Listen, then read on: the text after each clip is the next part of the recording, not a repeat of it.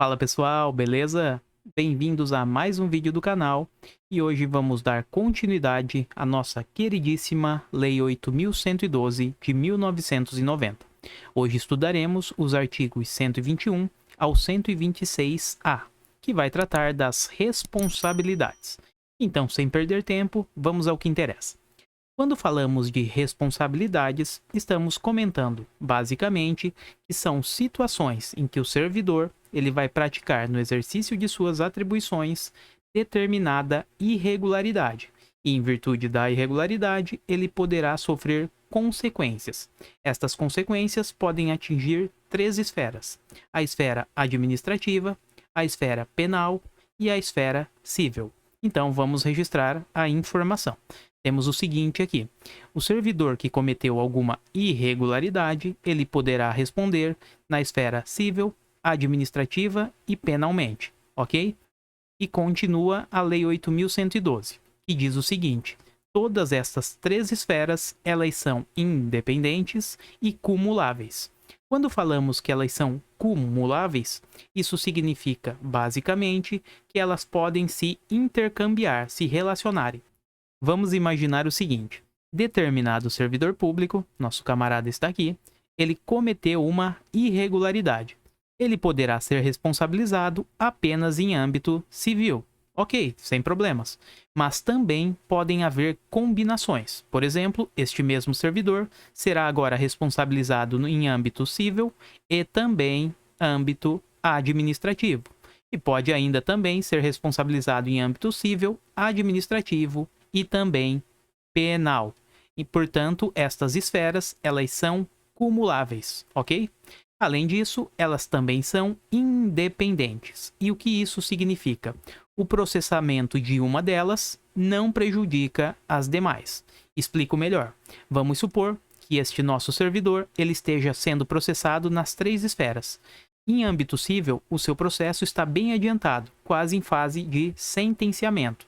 Já nas outras etapas, tanto na esfera administrativa como na esfera penal, ele está mais atrasado. Perceba, a demora nessas outras duas esferas não prejudicará a fase, o âmbito, a esfera civil. Isso porque temos que todas estas esferas de responsabilização, elas são independentes, tá? Seguem ritos diferentes umas da outra, beleza?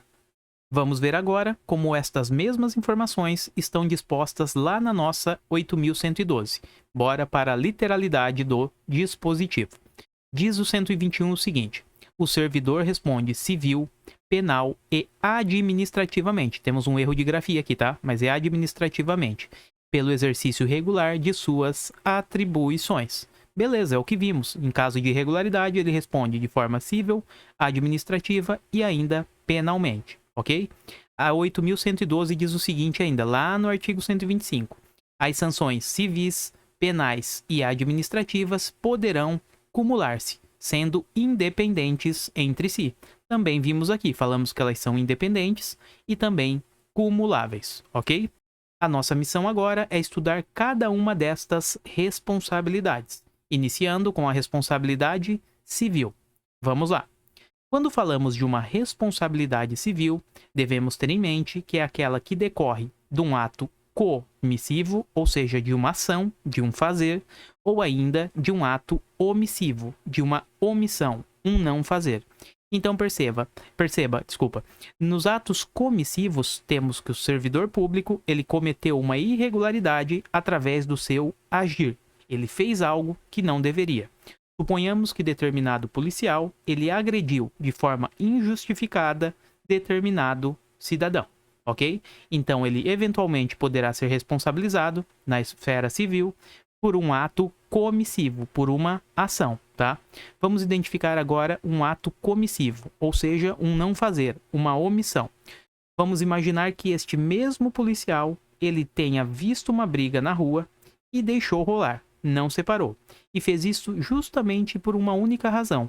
Aquela pessoa que estava sendo espancada era o seu desafeto. Então perceba, ele deveria agir, ele tem este dever legal, mas não o fez.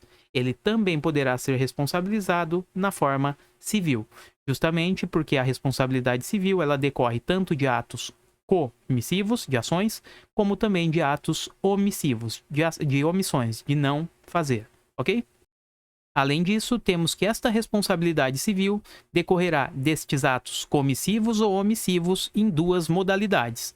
Tanto na modalidade dolosa, ou seja, neste caso, o agente público que cometeu a irregularidade, ele queria o resultado. Ele fez com todas as intenções. Por exemplo, o camarada, o policial, que deixou a outra pessoa ser espancada. Ele queria o espancamento da pessoa justamente porque era o seu desafeto. Então, o dolo é esse querer, tá? Já na modalidade culposa, que também pode haver responsabilidade civil, aqui o agente não queria, mas ele não tomou todas as precauções, todo o dever de cuidado. Ele pode ter sido negligente, imprudente, imperito, enfim.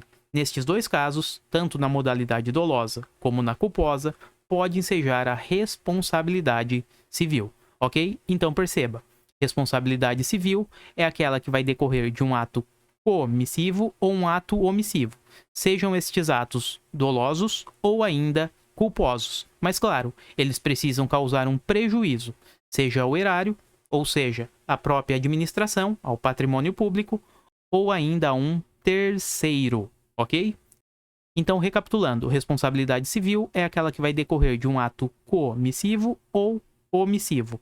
Além disso, estes atos eles podem ser tanto praticados na modalidade dolosa, o agente quis, ou na modalidade culposa, o agente ele faltou com deveres de cuidado. E estes atos comissivos ou omissivos, eles vão gerar um prejuízo ao erário, ou seja, ao contribuinte, aos cofres públicos, e ainda a um terceiro, beleza?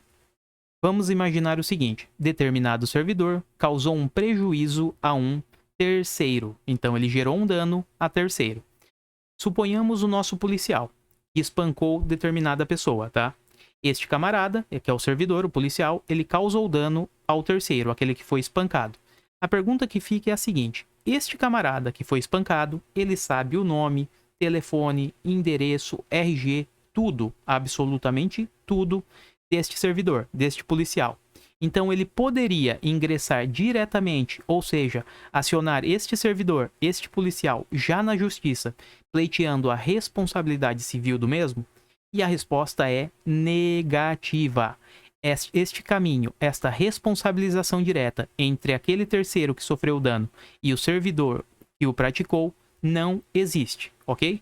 O que deve ocorrer aqui é o seguinte, o terceiro vai acionar o Estado. Então, este terceiro obrigatoriamente precisa acionar o Estado. E se eventualmente este terceiro for responsabilizado, aí sim, ele fará o pagamento dos valores devidos ao terceiro, ok?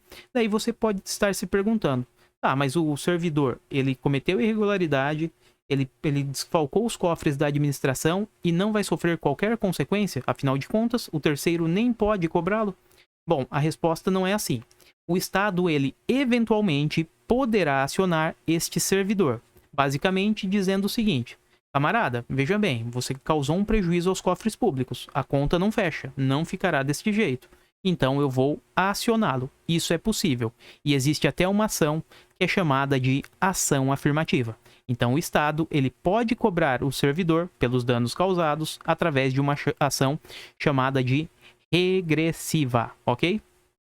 Então, recapitulando, o servidor cometeu um ato irregular e gerou dano a um terceiro. Este terceiro, ele não pode, repito, não pode, em hipótese alguma, acionar diretamente na justiça o servidor que praticou o dano. Ele precisa seguir um outro caminho. Ele vai cobrar o Estado, ok? E se eventualmente esse Estado for responsabilizado, efetuará o pagamento ao terceiro prejudicado. Agora perceba, o servidor pode não sair impune. Se eventualmente o Estado entender que deve cobrá-lo, cabe, mediante ação regressiva, esta cobrança, ok? Eu acho que foi, né, pessoal? Aqui temos uma informação interessante. Suponhamos que o Estado, insatisfeito com o prejuízo gerado pelo servidor, ele ingressou com uma ação regressiva, tá? E desta ação regressiva, o servidor foi condenado a reparar o prejuízo que causou. Perceba, vamos supor que após a condenação, esse servidor faleceu. A pergunta que fica é, esta dívida, ela se extingue ou repassa aos sucessores? E a resposta ela também é estendida aos sucessores. Então perceba, o dever de reparar o prejuízo, ele é extensível aos sucessores. Bom, mas de forma ilimitada? E a resposta é negativa. Ele fica limitado ao valor da herança. Então vamos imaginar o seguinte: suponhamos que desta ação regressiva ficou decidido que o servidor deve 500 mil dos prejuízos causados. Posteriormente à sentença, ele vem a falecer. Bom, esta dívida, este prejuízo, recai aos sucessores, mas apenas até o valor da herança. Então, se estes sucessores tiveram como herança um fusquinha velho de 5, 10 mil ali, paciência, é o máximo que ele vai arcar com o prejuízo. Beleza? Vamos ver agora como a própria Lei 8.112 traz estas informações. O primeiro artigo que trata disso é o 122. A responsabilidade civil decorre de ato omissivo ou comissivo, doloso ou culposo, que resulte em prejuízo ao erário ou a terceiros. Foi o que vimos aqui, né? Além disso, um outro artigo que fala sobre a situação é o parágrafo 2º do próprio artigo 122. Tratando-se de dano causado a terceiros, responderá o servidor perante a Fazenda Pública, ou seja, perante o Estado, em ação regressiva. Então, o servidor ele responde perante o Estado de forma regressiva. Foi o que vimos aqui, ó. O servidor responde indiretamente, de forma regressiva. Ele nunca vai responder diretamente àquela pessoa que causou o dano, tá? A pessoa que causou o dano aciona o Estado, e o Estado, eventualmente, poderá acionar, via ação regressiva, este servidor. Beleza, pessoal? E um outro artigo que fala a Lei 8.112 é o parágrafo 3º, artigo 122, parágrafo 3º. A obrigação de reparar o dano estende-se aos sucessores e contra eles será executada, mas cuidado, até o limite do valor da herança recebida. Avançando um pouco mais, temos uma outra responsabilidade agora, que é a responsabilidade administrativa. Bom, quando falamos de uma responsabilidade administrativa, segundo a Lei 8.112, é aquela que também vai decorrer de um ato comissivo, ou seja, de uma ação, ou ainda de uma omissão, de um ato omissivo, em função do exercício do cargo ou do exercício de uma função, tá? Aqui é basicamente a mesma coisa, então não temos grandes diferenças. Agora, o incremento, a pimenta, acaba vindo na sequência. É o seguinte, eu falei no início do vídeo que todas estas esferas, esfera civil, administrativa e penal, elas são cumuláveis e independentes. Mas cuidado, há uma exceção aqui na responsabilidade administrativa. Perceba, a responsabilidade administrativa, ela será afastada em caso de absolvição criminal. E o que isso significa? Se eventualmente o camarada que estiver sendo condenado nas 3 esferas, ele for absolvido criminalmente, esta absolvição criminal, ela gera reflexo, ela impacta também na responsabilidade administrativa, porque a administrativa também será afastada. Então, afasta-se a penal, porque ele foi absolvido criminalmente, e por consequência, a reboque também é afastada a responsabilidade administrativa, tá? Mas perceba, temos alguns requisitos para que essa absolvição criminal aconteça. Ela só é permitida em 2 casos, quando houver a negativa da existência do fato ou ainda a negativa da autoria do fato. No primeiro caso, o fato sequer existe. No segundo caso, o autor do fato foi identificado de forma incorreta. Deixa eu exemplificar cada uma. No primeiro caso, a negativa de existência do fato, como eu disse, o fato sequer existe aqui. Suponhamos que determinado servidor foi acusado de desviar os laptops da repartição. Então, ele está respondendo de forma civil, administrativa e penalmente, tá? Nas 3 esferas. Vou até colocar aqui, ó. Ele está respondendo na esfera civil, administrativa e penalmente, nas 3 esferas, portanto. Suponhamos que, passado algum tempo, perceba-se que aqueles laptops, eles estavam, na realidade, no galpão de determinada repartição. Ou seja, o fato sequer existia. Nunca que aquele camarada, ele desviou os laptops. Então, neste caso, o sujeito será, no âmbito penal, absolvido criminalmente por negativa do fato. Ou seja, ele nunca praticou aquilo que estava sendo descrito. tá? Então, houve aqui uma absolvição no âmbito penal. Mas perceba, esta absolvição no âmbito penal, ela vai impactar também a responsabilidade administrativa. A partir do momento que houve uma absolvição criminal, aqui na esfera penal, também estará afastada a responsabilidade administrativa. Ok, pessoal? Agora, quando falamos numa negativa de autoria, aqui a situação é diferente. O autor foi identificado erroneamente. Vamos imaginar a mesma situação dos laptops desviados. Só que agora, o camarada que estava sendo acusado, ele conseguiu comprovar, através de filmagens, testemunhas, qualquer coisa, que não foi ele o autor. Na filmagem estava lá, outra pessoa pegando os laptops. Então, a mesma coisa, ele será absolvido penalmente e esta absolvição penal, ela terá reflexos em âmbito administrativo. Ou seja, a responsabilidade administrativa também fica afastada. Afasta a penal e afasta a administrativa. Então, só recapitulando esta responsabilidade administrativa, vimos que ela pode decorrer de um ato comissivo ou um ato omissivo, em razão do exercício de um cargo ou de uma função. O detalhe aqui que precisamos observar é em relação ao seu afastamento. Em caso de absolvição criminal, por negativa da existência do fato ou negativa de autoria, vimos o que é cada uma das situações, ela será afastada, tá? E seguindo o mesmo caminho que fizemos acima, vamos analisar os dispositivos legais referentes ao tema. Temos lá no artigo 124, a responsabilidade civil administrativa resulta de ato omissivo ou comissivo, praticado no desempenho do cargo ou da função. É aqui o nosso esquema, então. Essa responsabilidade administrativa decorre do ato comissivo ou omissivo no desempenho de um cargo ou de uma função. Um outro dispositivo que trata do assunto é o 126. A responsabilidade administrativa do servidor será afastada no caso de absolvição criminal, que negue a existência do fato ou de sua autoria. Então, a responsabilidade administrativa ela é afastada em caso de absolvição criminal. Foi o que vimos aqui também, tá?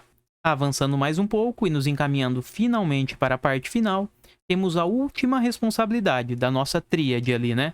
Que é a responsabilidade penal. Aqui é mais simples, não entraremos em grandes discussões e a 8.112 diz apenas o seguinte: nesta responsabilidade penal, ela abrangerá tanto os crimes como as contravenções. Perceba, para a prova do IBGE, não precisamos saber a diferença dos crimes para as contravenções. Você só precisa ter em mente que esta responsabilização penal, ela abrange crimes e também as modalidades de contravenções. Vamos identificar esta informação na literalidade da lei. Temos no artigo 123, a responsabilidade penal abrange os crimes e contravenções que são imputadas ao servidor nessa qualidade, ou seja, na qualidade de agente público. E finalmente temos a nossa última observação do vídeo, que vai falar justamente sobre a vedação, a proibição de responsabilizar qualquer servidor que dê ciência de um crime ou de um ato de improbidade a alguma autoridade competente. Então, o servidor que ele estiver denunciando qualquer crime ou improbidade, ele não pode sofrer qualquer consequência. Ele não pode, por isso, ser responsabilizado. Ok? Vamos identificar também como a Lei 8.112 trata isso na forma literal.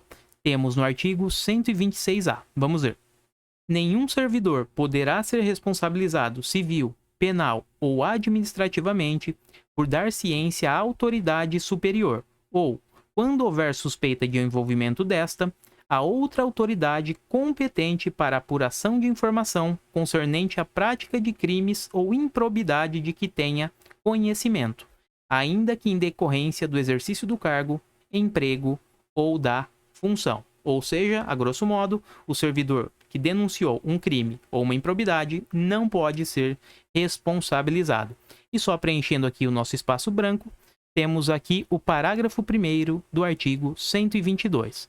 Mas este parágrafo, para a nossa prova, não tem qualquer importância e não vale a pena o estudo, ok? Só vai falar que a indenização de prejuízo dolosamente causado ao erário somente será liquidada na forma prevista lá no artigo 46, na falta de outros bens que assegurem a execução do débito pela via judicial. Mas, como eu disse, não temos que nos preocupar com este artigo. Beleza? E assim encerramos o vídeo de hoje. Espero que você tenha curtido. Se gostou, deixa um like, se inscreve no canal que fortalece demais. Valeu, pessoal. Até a próxima e eu fui!